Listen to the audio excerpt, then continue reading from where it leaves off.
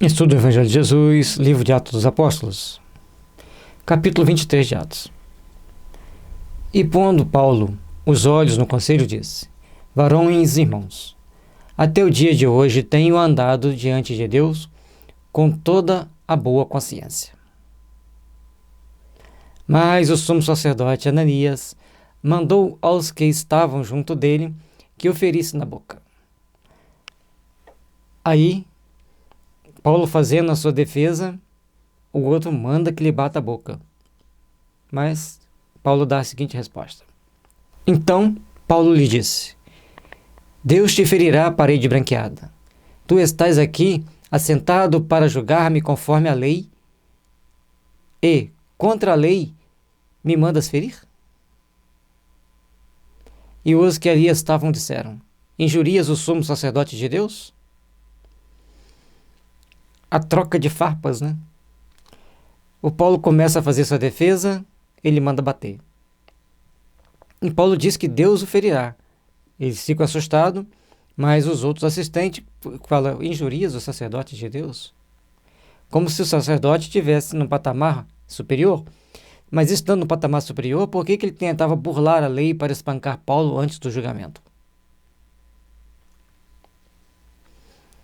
E Paulo disse: Não sabia, irmãos, que era o sumo sacerdote, porque está escrito: Não dirás mal do príncipe do seu povo.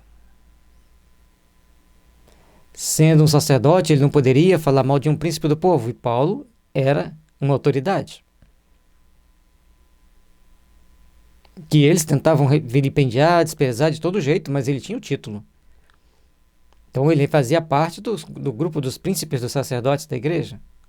E como que ele podia falar mal dele e agredi-lo sem ter um julgamento, sem ter um motivo justo?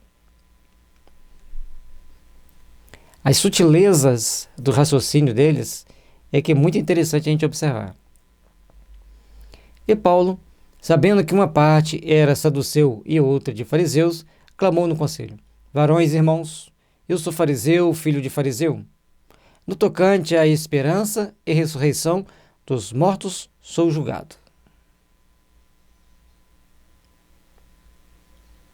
Como os saduceus não acreditavam na ressurreição dos mortos, e os fariseus sim, entrou em contenda, ambos dividindo o grupo que estava tentando atacá-lo. De novo, a perspicácia das ideias, aqueles feelings do sentimento, do pensamento, que vão criando um enredo para que ele pudesse se defender das pessoas. E havendo disto isto, houve dissensão entre os fariseus e saduceus, e a multidão se dividiu. Tudo era motivo de contenda, tudo era motivo de discussões, às vezes intermináveis. Porque os saduceus dizem que não há ressurreição, nem anjo, nem espírito, mas os fariseus reconhecem uma e outra coisa. Como os fariseus eram muito os saduceus eram muito materialistas, e os fariseus, apesar de buscarem as coisas materiais do mundo, mas acreditavam na vida espiritual depois da morte. E originou-se um grande clamor, e levantando os seus escribas da parte dos fariseus, contendiam dizendo: Nenhum mal achamos neste homem. E se algum espírito ou anjo lhe falou, não resistamos a Deus. Então, aqueles que eram fariseus resolveram tomar sua defesa. Os que eram saduceus, mais enfurecidos, ficavam para o ataque. Um detalhe que Paulo falou dividiu todos eles, começou a mudar o jogo. E havendo grande dissensão, o tribuno, temendo que Paulo fosse despedaçado por eles, mandou descer a soldadesca para que o tirassem do meio deles e o levassem para a fortaleza. De novo, Paulo tem que ser tirado do meio deles pelos soldados e ser colocado no local mais protegido, dentro do quartel. E na noite seguinte, apresentando-se-lhe o Senhor, disse: Paulo, tem ânimo, porque como de mim testificaste em Jerusalém, assim importa que testifique também em Roma. A mediunidade de Paulo se abre novamente, ele tem a percepção de Jesus falando para ele, a evidência, a clareaudiência, ele recebe a visita de Jesus no cárcere. Jesus fala para ele ter bom ânimo, que ele vai para Roma. Ele precisa dar o testemunho dele em Roma. Quando já era dia, alguns dos judeus fizeram uma conspiração e juraram dizendo que não comeriam nem beberiam enquanto não matassem a Paulo. Eles ainda estavam em Jerusalém e ali eles queriam matá-lo de qualquer maneira.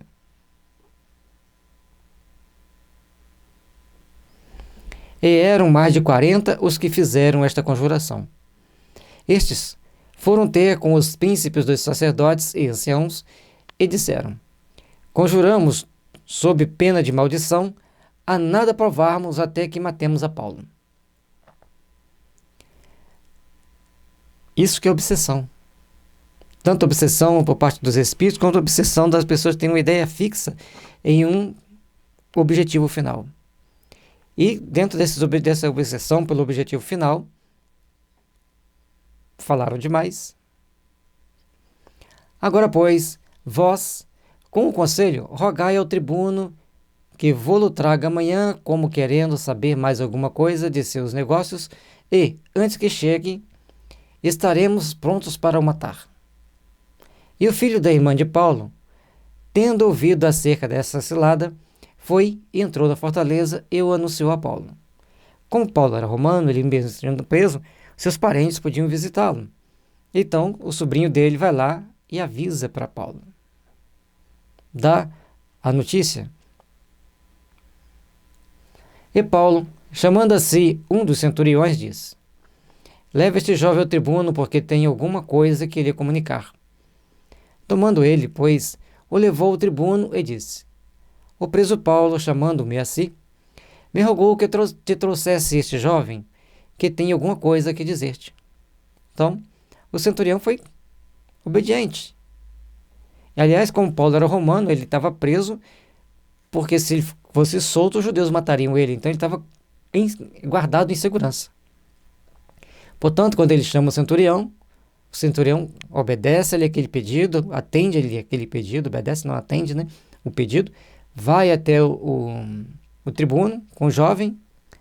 E por que ele não deu recado direto? Olha, centurião, querem me matar. Prudência.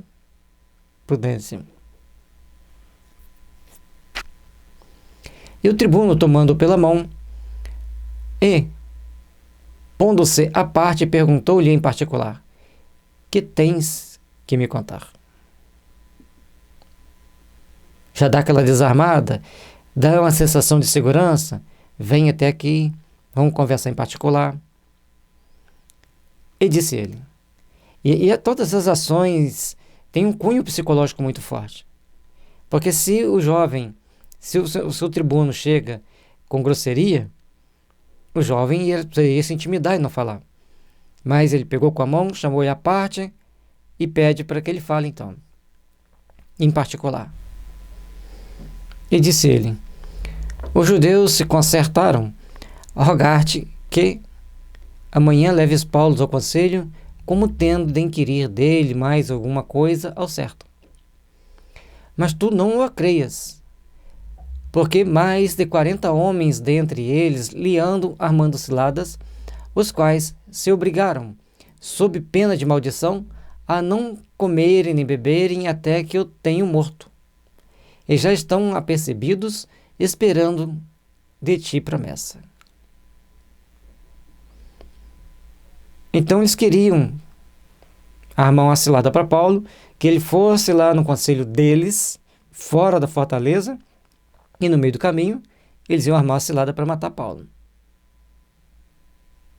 Mas falaram demais. Graças a Deus, né? O jovem escutou, foi lá e pediu o tribuno que protegesse Paulo, não deixasse Paulo ir lá, porque senão Paulo morreria. E traria graves consequências para o tribuno, porque ele era um cidadão romano, era uma autoridade que estava sendo perseguido por outras autoridades. Então o tribuno despediu o jovem, mandando-lhe que ninguém dissesse que ele havia contado aquilo. Ficasse quietinho, pode ir, tranquilo. E chamando 2 centuriões, lhes disse: aprontai para as 3 horas da noite 200 soldados e 70 de cavalos, e 200 lanceiros para irem até Cesareia. Olha, gente, o aparato de segurança que ele montou para Paulo. Nessa hora, inspirado pelos espíritos superiores, por aqueles que protegiam a Paulo, para tomar uma atitude segura, prudente, tirar Paulo de Jerusalém para Cesareia. E aparelhai cavalgaduras para que, pondo nelas a Paulo, o levem salvo ao governador Félix. O governador, que nesse momento já ficava na Cesareia, Paulo deveria ser levado para o governador, mas levado com segurança, levado a cavalo. E olha que interessante, 200 soldados a pé e 70 cavalos e mais os 200 lanceiros. Um aparato de segurança para enfrentar qualquer sedição que os judeus tentassem impor a Paulo. Mas como iriam sair de madrugada, corria-se menos risco. Escreveu uma carta que continha isto: Cláudio Lísias a Félix. Cláudio Lísias, o tribuno, Félix, o governador. Potentíssimo governador, saúde. Este homem foi preso pelos judeus, e estando já pronto a ser morto por eles, sobrevim eu com a soldadesca e o livrei, informado de que era romano. Querendo saber a causa por que o acusavam, o levei a seu conselho. Quando ele foi informado que ele era romano, ele toma as providências, intervém com os soldados e levam a conselho. O conselho era constituído e nominado por Félix. E achei que o acusavam de algumas questões de sua lei, mas que nenhum crime havia nele digno de morte ou de prisão. Não tinha com o que punir Paulo com uma prisão, nem mesmo com a prisão, que dirá mais com a morte. Que tipo de crime ele tinha cometido para isso? Perante os judeus, sim, mas perante os romanos, não. E os romanos, que eram autoridades, não aceitaram. E sendo-me notificado de que os judeus haviam de armar ciladas a esse homem, logo o enviei, mandando também aos acusadores que perante ti digam o que tiverem contra ele, passa bem. Então, quando os acusadores chegarem a Cláudio Lísias, ele ia mandá-los em audiência com Félix. Tomando, pois, os soldados a Paulo, como lhe fora mandado, o trouxeram de noite a Antipátride.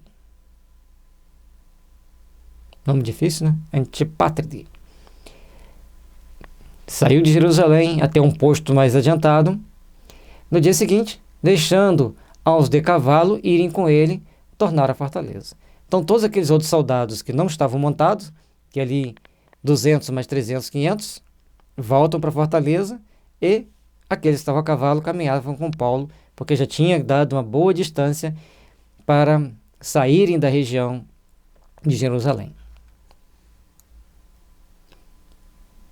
Os quais, logo que chegaram a Cesareia e entregaram a carta ao governador, lhe apresentaram Paulo. E o governador, lida a carta, perguntou de que província era, e sabendo que era da Cilícia, disse: ouvir-te-ei quando também aqui vierem os teus acusadores, e mandou que o guardassem no pretório de Herodes. Então tinha que ficar um local a salvo, um local seguro. E mandava que os acusadores fossem até lá. E um detalhe, que ele tinha que saber de onde ele era para tomar as providências compatíveis. E não quis nem ouvir a Paulo ali antes, nem tomar conhecimento dos fatos, até porque eles não gostavam de conversar com os judeus. Só conversavam quando era estritamente necessário. Todas essas dificuldades poderiam ter sido evitadas se Paulo, ao invés de ir em Jerusalém pela última vez, partisse direto para Roma, como já era de sua intenção e já era de necessidade do Cristo. Mas alguns motivos espirituais deveriam existir para ele ficar tão obstinado a ir a Jerusalém. até mesmo para despedir da cidade, que depois ele não poderia voltar lá mais, certamente. E não voltou.